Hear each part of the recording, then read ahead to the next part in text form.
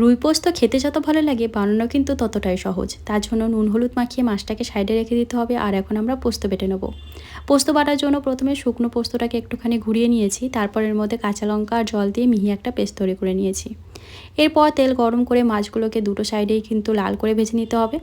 ফোড়নের জন্য এখানে আমি কালো জিরে আর দুটো কাঁচা লঙ্কা চেরা দিয়েছি। কিছুক্ষণ ভাজার পর এর মধ্যে দিলাম একটা মিডিয়াম সাইজের পেঁয়াজ কুচি। পেঁয়াজটাকে লাল করে ভেজে নেওয়ার পর এর মধ্যে একটা মিডিয়াম সাইজের টমেটো কুচি দিয়েছি।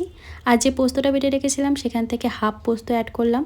সাথে পরিমাণ মতো লবণ দিয়ে ভালো করে পোস্তটাকে কিছুক্ষণ কষিয়ে নিতে হবে, যতক্ষণ না পেঁয়াজ আর টমেটো একদম গলে যাচ্ছে। তারপর পরিমাণ মতো জল দিয়ে ভালো করে ঝোলটাকে ফুটিয়ে নিয়ে ভেজে রাখা মাছগুলো দিয়ে দিতে হবে। এখন মাছটা দেওয়ার পর এর মধ্যে আমি বাকি পোস্তটুকু দিয়ে দিলাম। ভালো করে একবার ঝোলটাকে ফুটিয়ে নিতে হবে।